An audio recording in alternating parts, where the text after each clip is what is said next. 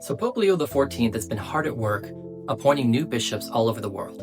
This is a really difficult job in and of itself, but especially right now. There are a huge number of vacant sees where the diocese doesn't have a bishop. In the USA alone, there are 5 vacant dioceses, and at least a dozen where the bishop has submitted his resignation upon turning 75, but remains in his position. But there's good news. Pope Leo has already appointed 7 new bishops in the United States. Let's take a look at who he's elevated and where. First, we have Thomas Hennant, who was appointed on July 10th as the new Bishop of Baker, Oregon. Ordained a priest in 2004 for the Diocese of Davenport, Iowa, he has served in various roles, including Vicar General, Rector of Sacred Heart Cathedral, and Director of Vocations. Hennant has been engaged with Courage International for over a decade, serving as a local chapter chaplain in Davenport. Courage is the Catholic apostolate that supports individuals with same-sex attraction and living chastely. In a 2023 diocesan talk, Hennant shared that his initial hesitation about working with Courage was due to potential stigma, which gave way to admiration for the faith of its members. This approach reflects his effort to minister to individuals without compromising Catholic moral teachings. He has stated, "We know what the moral teaching of the Church is.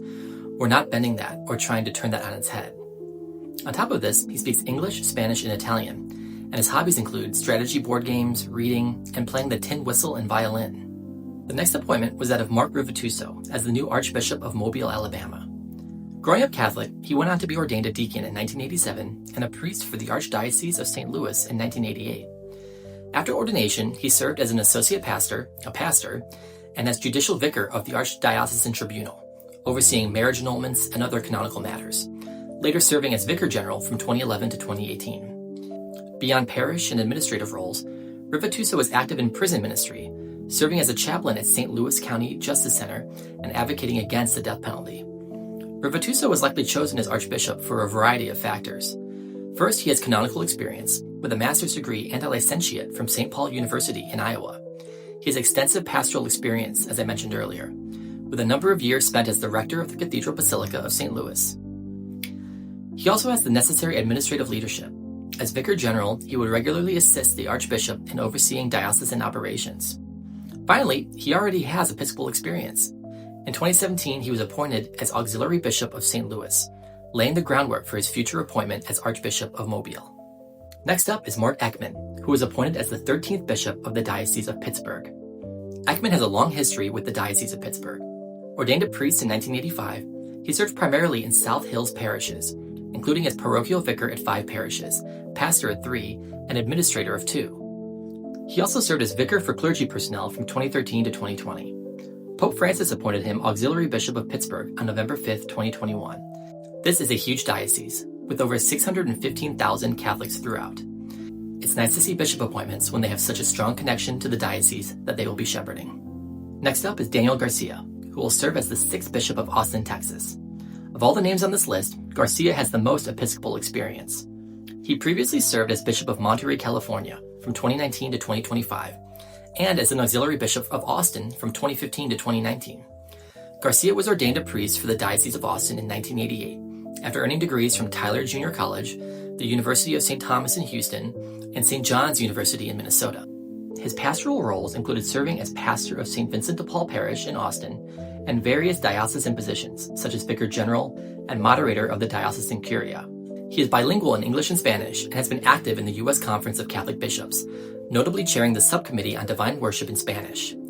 Like many of the others on this list, Garcia boasts a strong background, with theological bona fides, pastoral experience, administrative experience, and nearly a decade in the episcopate. Next is Pedro Bismarck Chow, who was appointed Auxiliary Bishop of the Archdiocese of Newark, New Jersey. Born in 1964 in Managua, Nicaragua, he immigrated to the United States and studied psychology at Seton Hall University, earning a bachelor's degree in 2004 and a master's degree in professional counseling in 2021. He was ordained a priest on May 24, 2008, at the age of 44. Chow has served in various positions within the Archdiocese of Newark, including parochial vicar at Our Lady of Mount Virgin in Garfield, assistant director of vocations, campus minister at New Jersey Institute of Technology, and Rutgers University's Newman Center. He's also been the pastor at St. John's Church and St. Patrick's Pro-Cathedral. Since 2020, he has been the rector of the Cathedral Basilica of the Sacred Heart in Newark, one of the most beautiful cathedrals in the country.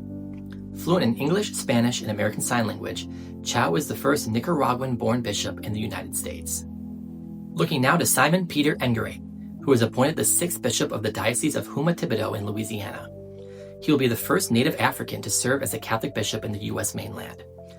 Enorate, the 7th of 14 children, was raised in a Catholic family, with a brother who was a diocesan priest and a sister who was a Franciscan nun. He studied at St. Peter's College in Toronto, Uganda, and earned a bachelor's degree in political science and public administration. He also earned a Master of Business Administration from Maastricht School in Management in the Netherlands, and a Master of Divinity from Notre Dame Seminary in New Orleans.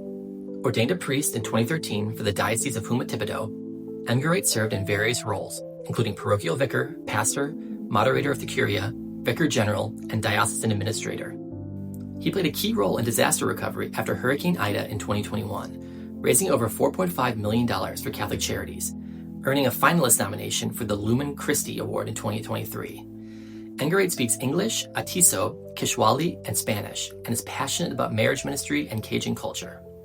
Finally, we come to Michael Pham, Pope Leo's first American appointment, who is the 7th bishop of the Diocese of San Diego, California.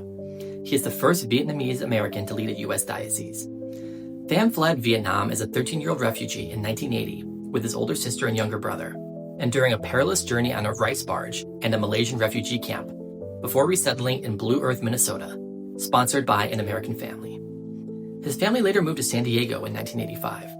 He graduated from San Diego State University with a bachelor's degree in aeronautical engineering and began a master's in the same field before pursuing a vocation to the priesthood. He studied at St. Francis Seminary at the University of San Diego and completed his training at St. Patrick's Seminary in Menlo Park, California, earning a systematic theology degree and a Master of Divinity. He was ordained a priest for the San Diego Diocese in 1999. After serving in a wide variety of roles within the diocese, he was elevated to auxiliary bishop by Pope Francis in 2023. Pham is noted for his advocacy for immigrants and refugees, reflecting his own experience. On World Refugee Day in 2025, he led clergy to San Diego's federal courthouse to support migrants. His coat of arms features a red boat symbolizing his refugee journey and ministry as a fisher of men. So there we have it, the first 7 episcopal appointments of Pope Leo XIV's pontificate, with many more to come. So what are your thoughts? Are you happy with his appointments so far? Do you see any as controversial? Leave your thoughts in the comments.